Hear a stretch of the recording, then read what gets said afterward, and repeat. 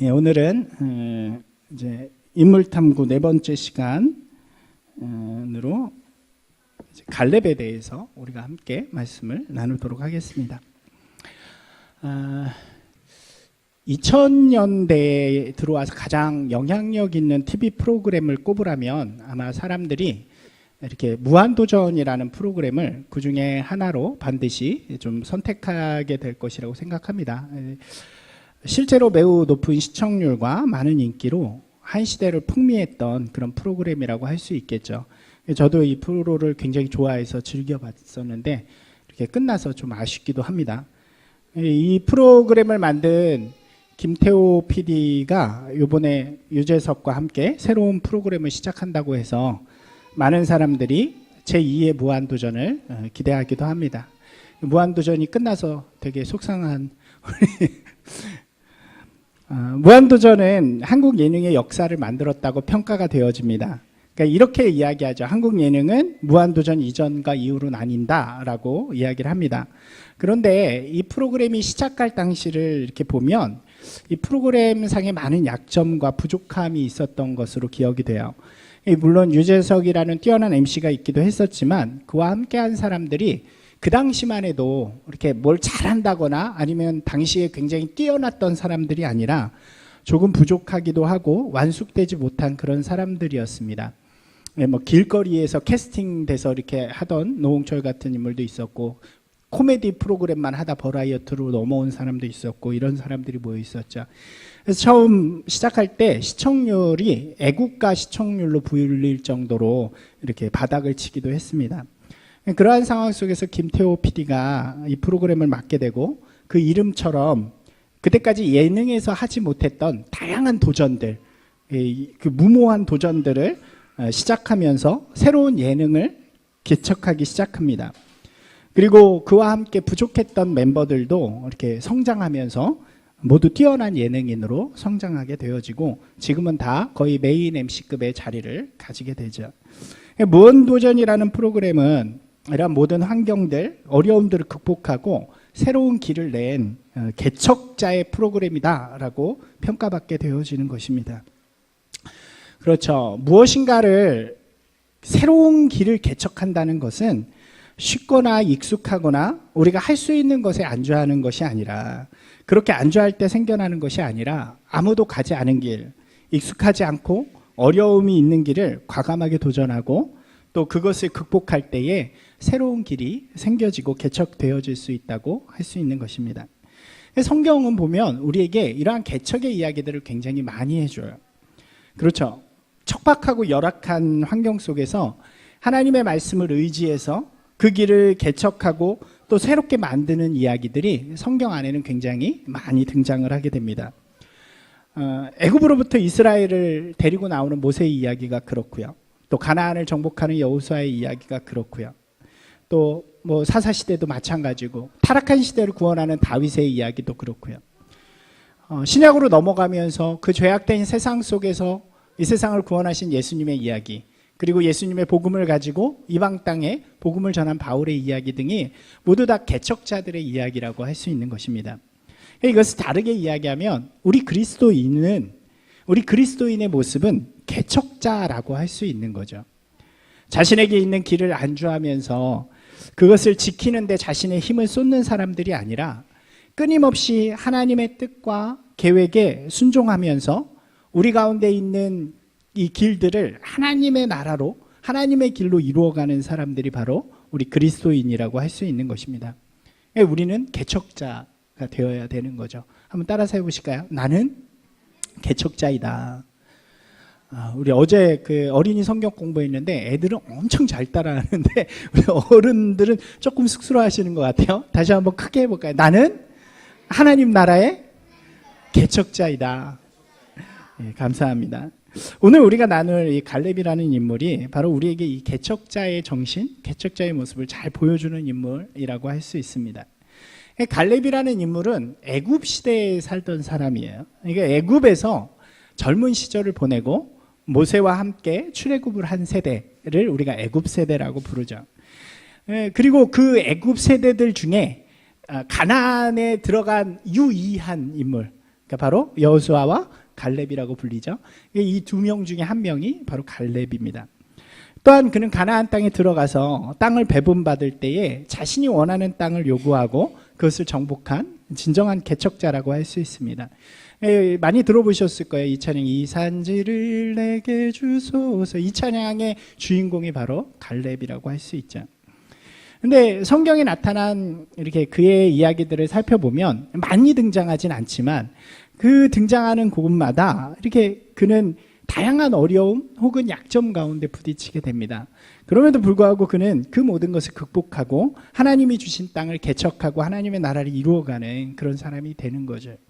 우리가 그 삶을 좀 살펴보려고 하는데요. 그의 삶에 어떤 어려움들이 있었는가요? 가장 먼저 볼 수 있는 것은 그의 이 이름 속에서 우리가 찾아볼 수 있습니다. 민수기 32장에서는 그를 이렇게 소개를 해요. 한번 같이 읽어보겠습니다. 그러나 그나스 사람 여분네의 아들 갈렙과 눈의 아들 여호수아는 여호와를 온전히 따랐느니라 하시고, 갈렙을 소개할 때 항상 등장하는 이 말이 이거예요. 그죠? 그나스 사람 여분네의 아들이라고 이야기합니다. 우리가 갈렙이라고 하면 어느 지파라고 알고 계시나요? 아시는 분들은 유다 지파라는 것을 알고 있죠. 근데 유다 지파라고 알고 있는 갈렙을 소개할 때 유다 지파의 누구라고 소개 안 하고 그나스 사람이라고 소개를 해요. 그나스 사람 여분네의 아들 갈렙이라고 소개를 합니다. 그러면 여기서 나오는 그나스 사람이 누굴까? 우리가 좀 살펴볼 수 있겠죠. 창세기 36장, 창세기에 거슬러 올라가면 이 그나스라는 인물이 등장합니다. 바로 야곱의 형인 에서의 자손을 소개하는 장이 창세기 36장에 나와요. 근데 거기에 보면 이 에서에게서 나온 족장들의 이름이 등장합니다. 근데 여기에 그나스라는 인물이 나오는 거예요. 그러니까 그나스라는 사람은 에돔, 우리가 에서를 나중에 에돔이라고 부르게 되는데 에돔 족속의 한 가문이 바로 그나스라는 것을 알 수 있는 거죠. 그러니까 이 갈렙이라는 인물이 그나스 사람이라는 거예요. 에돔 사람. 그리고 심지어 갈렙의 동생의 이름은 그나스예요. 그나스라는 이름을 갖고 있고요. 이것을 다르게 이야기하면 갈렙의 아버지인 여분네와 그 아들인 갈렙을 비롯한 이 가족들이 토종 이스라엘인이 아니라는 것을 의미합니다. 이게 참 흥미로운 사실이죠. 그러니까 우리가 이렇게 구분할 수 있어요. 이삭으로부터 두 명의 아들, 쌍둥이가 나오잖아요. 에서와 야곱이. 근데 에서로부터, 그러니까 우리가 말하는 이스라엘이라는 사람들은 이 야곱의 자손들이죠. 야곱이 12아들을 낳고 그 12아들이 함께 애굽으로 들어가게 되잖아요. 그때 들어가는 사람 수가 70명입니다. 남자가. 근데 400년이 지나고 나올 때는 60만 명이 돼서 나오죠. 이 사람들, 이 12지파의 사람들, 거기 레위인까지 포함해서 이 사람들을 바로 이스라엘이라고 부르는 거예요.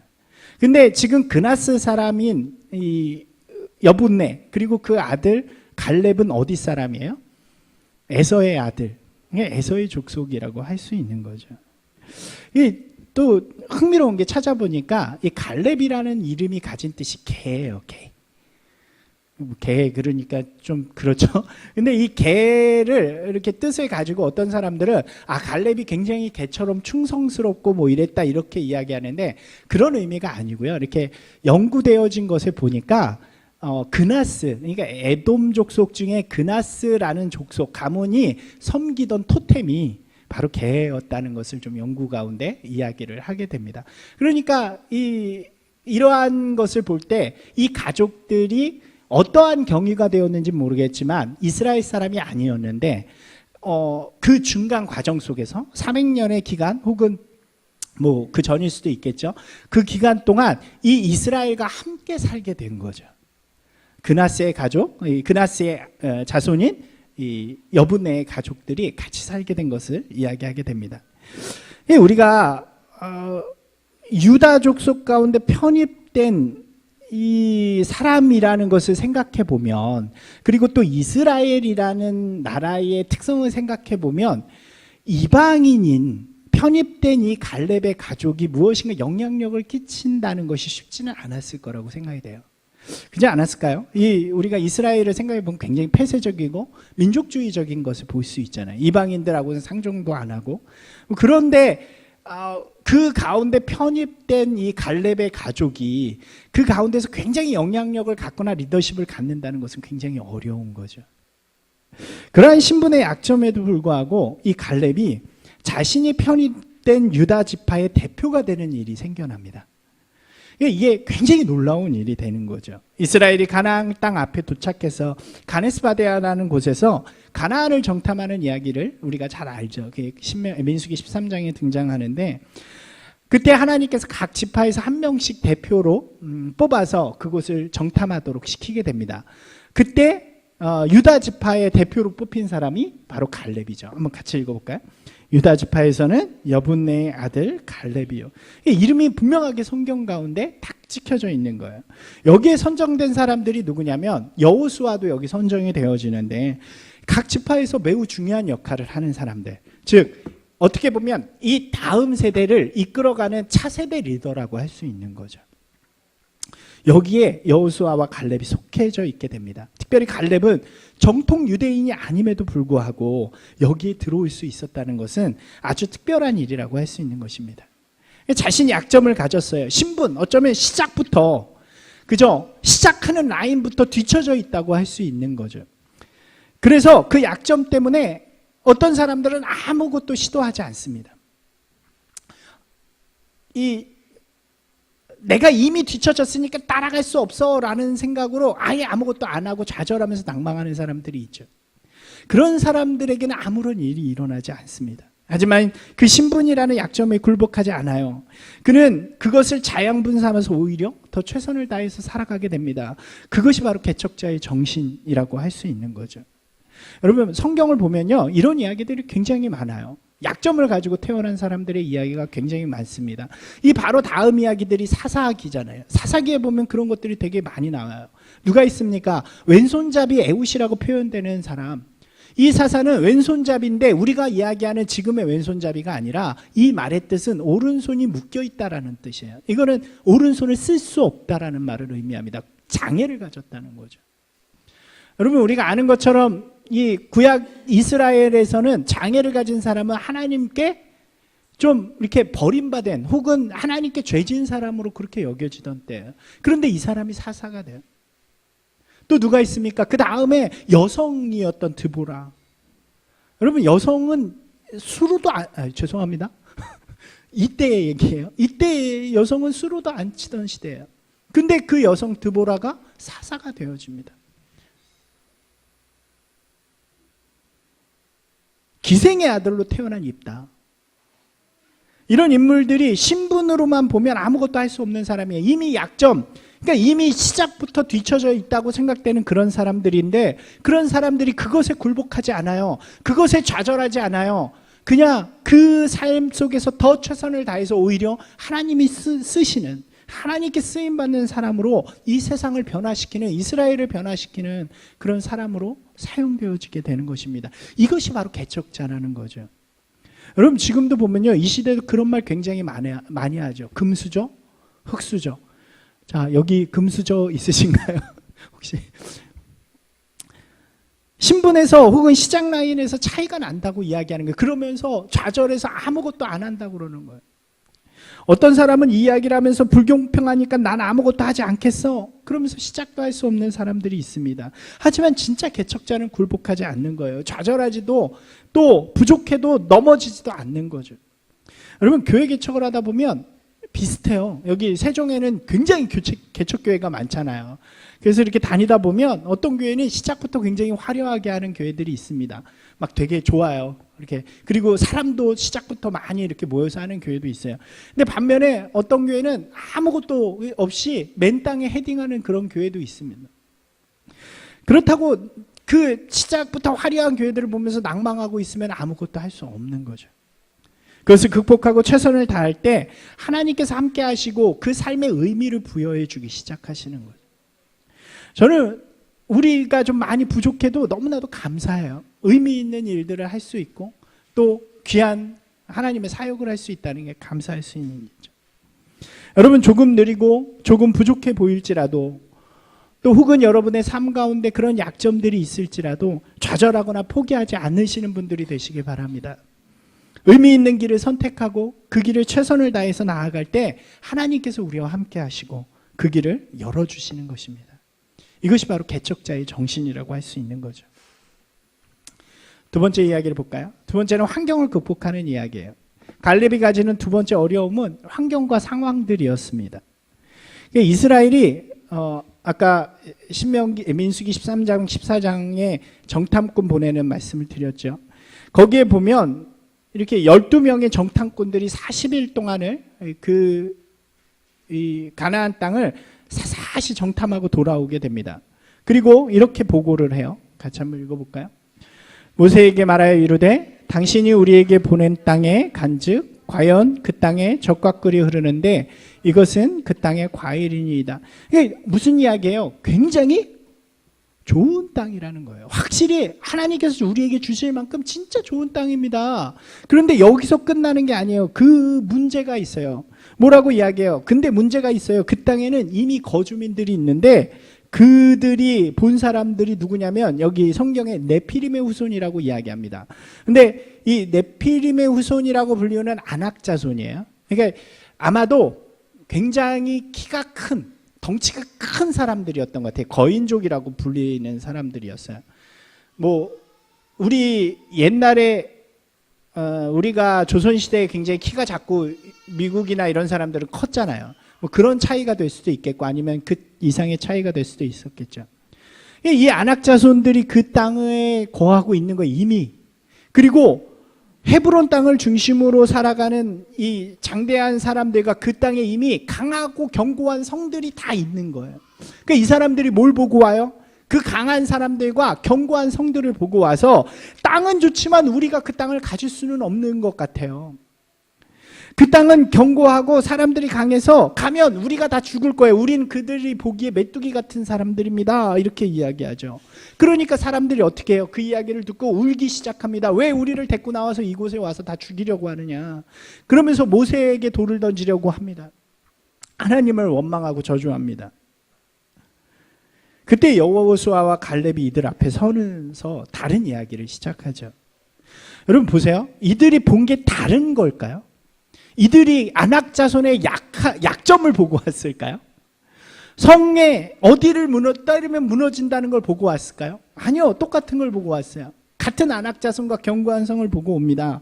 그런데 같은 환경, 같은 상황을 봤지만 갈렙은 다르게 이야기해요. 갈렙은 이 용성되는 사람들 앞에서 이렇게 이야기해요. 여러분들 이제 좀 조용해 보십시오. 그 사람들이 강하고 그 성이 견고한 것은 사실입니다. 하지만 우리가 올라가서 싸우면 그 땅을 능히 취할 수 있습니다. 능히 이길 수 있습니다. 여러분 두려워하지 마십시오. 이렇게 담대히 외치는 거예요. 여러분 그의 앞에 어떤 두려움이 있었겠어요? 동일한 두려움이 있지 않았을까요? 그 상황에 개척하고 강하고 견고한 적들, 그리고 거기다가 지금 이미 좌절한 우리 백성들, 심지어 돌로 치려고 하는 이 사람들 앞에서 갈렙이 이렇게 담대하게 이야기하는 거예요. 여러분 우리에게 승리가 있습니다. 어떻게 이런 마음을 가졌을까요? 이 뒤에 다시 이런 이야기가 동일한 이야기가 등장합니다. 10명의 정탐꾼들이 10명의 정탐꾼들의 이야기를 들은 이스라엘이 막 좌절하고 있습니다. 그리고 모세를 원망할 때 여호수아와 갈렙이 다시 그들 앞에 서요. 그리고 이렇게 이야기합니다. 우리 같이 읽어볼까요? 여호와께서 우리를 기뻐하시면 우리를 그 땅으로 인도하여 들이시고 그 땅을 우리에게 주시리라. 이는 과연 젖과 꿀이 흐르는 땅이니이다. 다만 여호와를 거역하지는 말라. 또 그 땅 백성을 두려워하지 말라. 그들은 우리의 먹이라. 그들의 보호자는 그들에게서 떠났고 여호와는 우리와 함께 하시느니라. 그들을 두려워하지 말라. 여러분 뭐예요? 여호와께서 우리와 함께 하시는. 그러니까 우리는 뭐만 하면 돼요? 하나님을 기쁘시게만 하면 그 땅에 올라가서 하나님께서 우리에게 승리를 주신다는 분명한 메시지를 전달하고 있는 거죠. 여러 가지 두려운 상황들이 있습니다. 하지만 갈렙이 바라보는 것은 그 상황과 환경이 아니었다는 거예요. 갈렙이 바라보는 것은 무엇이었을까요? 그보다 더 크고 그보다 더 강하고 그 모든 것을 주관하시는 하나님의 손길을 보는 거죠. 그것을 보니까 그 손만 움직이면 우리가 승리할 수 있습니다. 여러분, 그 손을 움직이는 방법은 뭐예요? 하나님을 기쁘시게 하는 거예요. 그들 두려워하지 마십시오. 하나님을 거역하지 마십시오. 우리가 하나님을 기쁘시게 하면 하나님 우리와 함께 하시고 승리를 우리에게 주십니다. 여러분, 우리에게 이럴 때가 있지 않나요? 주의 뜻대로 가려는데 정말 주님을 기쁘시게 하는 삶 살고 싶은데 그 길이 너무 어려워 보일 때 있죠. 세상이라는 강하고 견고해 보이는 것이 우리를 막고 있다고 여겨질 때도 있죠. 세상의 문제와 환경을 보면 하나님 뜻대로 사는 것, 하나님의 일을 행하면서 그렇게 살아가는 것이 쉬워 보이지 않을 수 있습니다. 두려워 보일 수 있어요. 여러분, 그때 어떻게 해야 합니까? 우리가 눈을 들어야 되는 거예요. 눈을 들어서 그 위에 계신 그 세상보다 더 강하고 견고하신 그 세상을 주관하시고 만드시고 이루어 가시는 그 하나님을 바라보면 우리가 능히 두려움을 이길 수 있는 거죠.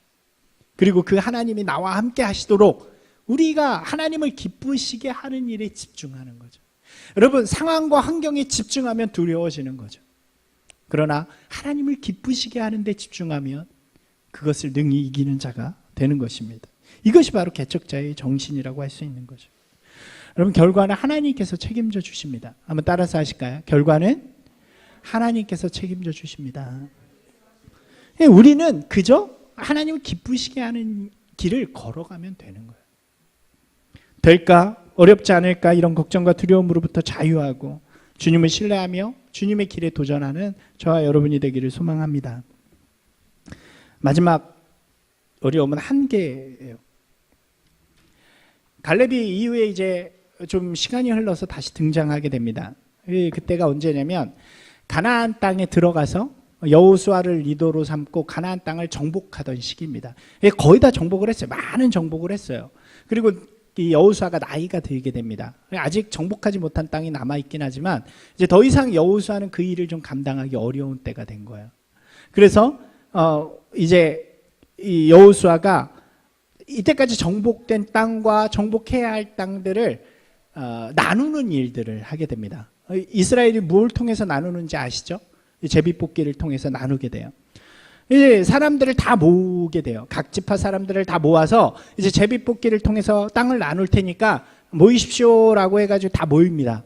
근데 갑자기 갈렙이 그 앞에 서는 거예요. 그 앞을 가로막고 갈렙이 갑자기 나타나서 여호수아에게 옛날 일을 이야기합니다. 45년 전에 가나안의 정탐꾼을 보내었을 때 그때 있었던 일들을 언급해요. 이렇게 이야기합니다. 한번 읽어볼까요? 그날에 모세가 맹세하여 이르되 내가 내 하나님 여호와께 충성하였은즉 내 발로 밟는 땅은 영원히 너와 내 자손의 기업이 되리라 하였나이다. 그때 모세가 이 갈렙에게 약속을 해준 거예요. 야, 너와 여호수아는 들어갈 텐데 갈렙 너에게 네가 밟는 땅을 다 줄게. 그 약속을 언급하면서 여호수아에게 뭐라고 이야기하냐면 저에게 이 헤브론 땅을 주십시오. 이렇게 이야기를 합니다. 근데요, 여러분, 이 요구가 굉장히 특이한 요구예요. 왜 특이할까요? 여러분 보세요. 정복을 많이 해서 많은 땅을 갖고 있습니다. 그리고 이제 자기한테 권리가 있어요. 그러면 어떤 땅을 요구할까요? 좀 제일 좋은 땅, 싸우지 않아도 이미 다 얻은 땅, 이런 땅을 요구하지 않을까요? 근데 갈렙이 요구한 이 헤브론 땅이요, 아직 정복이 되지 않은 땅이에요. 그리고 누가 사냐면 아낙 자손이 아직 살고 있는 땅입니다. 그러니까 가장 어려운 땅이었어요. 그리고 아직 정복되어지지 않았다. 근데 갈렙이 가서 갑자기 이야기하는 거예요. 저에게 땅을 주십시오. 여호수아가 아마 좋은 땅을 달라 그럴라나 보다 이렇게 생각할 수 있었겠죠. 그런데 갑자기 헤브론 땅을 저에게 주십시오. 이 산지를 제게 주십시오. 제가 정복하겠습니다. 라고 이야기를 합니다. 여러분, 여기에 굉장히 큰 문제가 있었어요. 아까 말씀드린 대로 아낙 자손이라는 강한 백성이 있었고요. 강하고 견고한 성들이 있었습니다. 근데 더 큰 문제는 이 갈렙 자신에게 있었어요. 갈렙의 나이가 이때 85세였어요. 그러니까 이 정탐을 할 때 나이가 40세였고 지금 45년이 흘러서 85세가 되었습니다. 40살에 창창했던 갈렙이 아니에요. 그때 45년 전에 그 사람들 앞에서 하나님이 함께 하시면 승리할 수 있습니다 라고 외치던 그런 건강한 갈렙이 아니에요. 이 노구의 몸이죠. 85세의 노구의 몸. 지금 여호수아 다음으로 나이가 많은 사람이에요. 그런데 갈렙이 그것을 상관하지 않습니다. 그것을 뛰어넘습니다. 그의 고백을 한번 같이 읽어볼까요? 같이 읽겠습니다. 이제 보소서 여호와께서 이 말씀을 모세에게 이르신 때로부터 이스라엘이 광야에서 방황한 이 45년 동안을 여호와께서 말씀하신 대로 나를 생존하게 하셨나이다. 오늘 내가 85세로 돼 모세가 나를 보내던 날과 같이 오늘도 내가 여전히 강건하니 내 힘이 그때나 지금이나 같아서 싸움에나 출입에 감당할 수 있으니 그날에 여호와께서 말씀하신 이 산지를 지금 내게 주소서. 당신도 그날에 들으셨거니와 그곳에는 아낙 사람이 있고 성읍들은 크고 견고할지라도 여호와께서 나와 함께 하시면 내가 여호와께서 말씀하신 대로 그들을 쫓아내리이다. 아멘. 이미 열악하고 힘든 환경 속에서 하나님의 능력을 외쳤던 갈렙은 여기서도 자신 있게 이야기합니다. 뭐라고 이야기해요? 오히려 뭐라고 이야기하냐면 하나님이 지금까지 나를 살려두신 이유가 바로 이 땅을 정복하라고 저를 살려두신 것입니다 라고 이야기를 하는 거예요. 나이가 그렇기 때문에 나이는 아무런 문제가 되지 않아요. 하나님이 나와 함께 하시면 나의 한계가 중요하지 않습니다 라고 이야기하는 거예요. 여기 보시면 이렇게 이야기해요.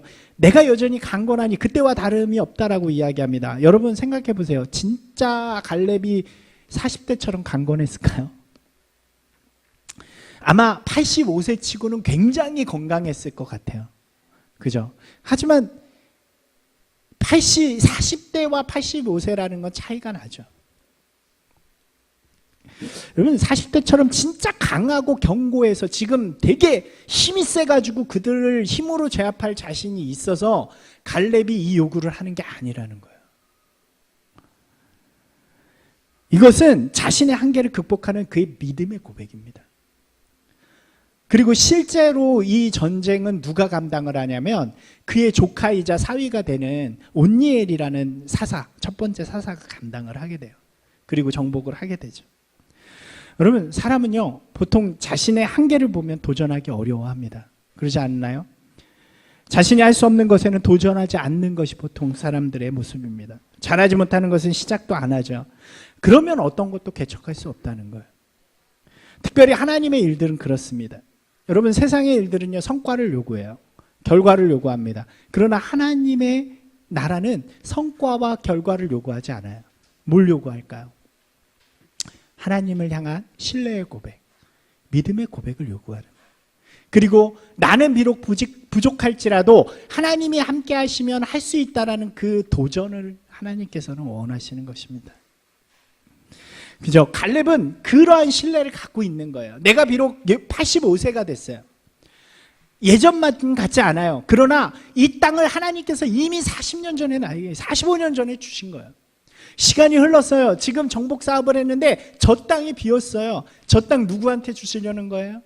나한테 주시려는 거예요. 그때 담대하게 저 땅을, 저 산지를 제게 주십시오. 제가 하나님의 이름으로 저 땅을 정복하겠습니다. 그렇게 나아가는 거죠. 여러분 우리는 한계를 세우기를 좋아하는 것 같아요. 그래서 우리 그런 말 잘하잖아요. 이게 제가 진짜 싫어하는 말 중에 하나인데 애들이 특별히 이런 말 잘해요. 난 원래 그래. 여러분 어떠세요? 그 말 잘하시나요? 어떨 때 그런 말 잘하시나요? 뭐 했는데 하자 그랬는데 안 할 때 왜 안 해? 그러면 나 원래 그런 거 별로 안 좋아해. 뭐 이런 거 잘하죠. 여러분 왜냐하면 사람들은 대부분 자신의 한계를 모르기 때문에 그냥 그렇게 말하는 경우들이 많이 있습니다. 제가 살아보니까요. 물론 많이 살지는 않았지만 아주 특별한 경우를 제외하고는 아주 못하는 경우들이 별로 없더라고요. 뭐든지 잘하기는 어렵지만 못하는 것을 극복할 수는 있습니다. 하지만 잘하지 못한다는 이유로 시작도 안 하면 아무 일도 일어나지 않는 거죠. 제가 가진 장점이 하나 있어요. 죄송합니다. 잘난 척을 해서. 제가 아주 잘하는 게 많지는 않아요. 근데 이렇게 못하는 게 별로 없습니다. 그래서 이렇게 왜 그런가 이렇게 설교를 준비하면서 제가 생각해 보니까 저는 뭐를 도전하거나 시작하는 걸 두려워하지 않아요. 그런 것 같아요. 제 성격이. 필요하다 그러면 해보는 것입니다. 그래서 영상도 이렇게 처음에 저희가 결혼할 때 그런 걸 한번 만들어 보고 싶었는데 어디에 주문을 하면 돈을 굉장히 많이 내야 되는 거예요. 그래서 에이 그런 바에 내가 한번 해봐야 되겠다 그래가지고 도전을 했는데 그게 되더라고요. 뭐 어디에 팔 정도로 잘하진 않습니다. 근데 그게 돼요. 포토샵도 마찬가지였어요. 그리고 음향기기를 만지거나 악기를 연주하는 것도 마찬가지였어요. 제가 기타를 선수처럼 잘 치나요? 아니에요. 저 모르셔서 그런데 아주 중간보다 조금 못하는 정도예요. 근데 두려워하지 않는 거죠.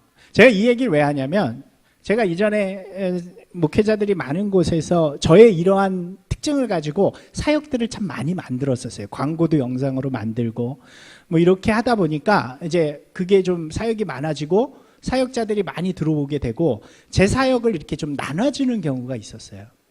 근데 하나같이 정말로 하나같이 하는 말이 있었습니다. 저에게 그것을 처음에 이거 한번 해보실래요? 라고 했을 때 하나같이 하는 말이 저한테 이런 말을 해요. 목사님은 재능이 많으셔서 그런 걸 다 할지 모르겠지만 저는 그런 재능이 없습니다. 이렇게 이야기하더라고요. 여러분 그 이야기는 뭘까요? 저는 그것을 하지 못합니다라는 말하고 똑같은 거죠. 제가 재능이 있어서 그런 것들을 잘한 게 아니거든요. 그냥 해보니까 그 정도까지는 누구나 하는 것을 알게 된 거죠.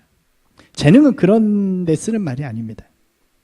여러분 생각해보세요. 우리가 말을 MC처럼 아주 잘하고 설득력이 있기 때문에 전도하는 게 아니에요.